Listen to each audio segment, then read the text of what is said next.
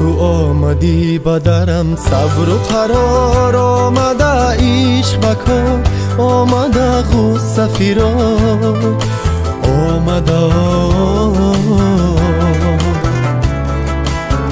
چو آمدی با درم نیمه من تو شدی نیمه تن تو شدی به انجمن تو شدی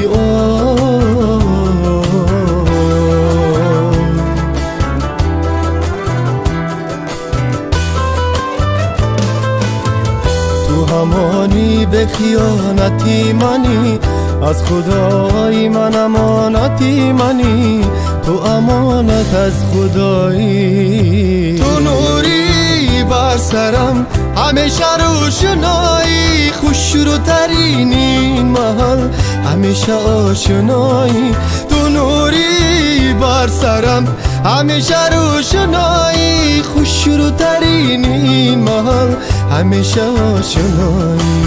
همیشه آشنایی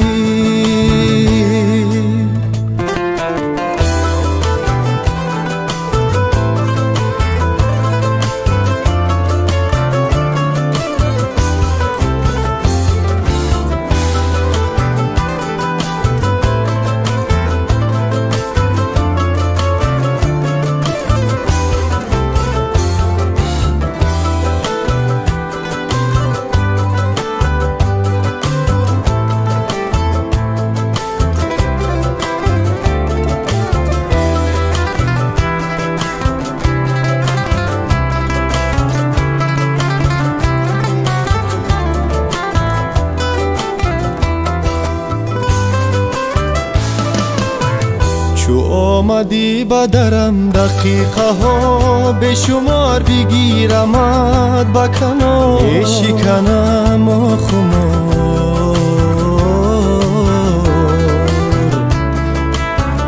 تو آمدی ببرم که منتظر نشوم از تو کی سر نشوم خسته و پیر نشوم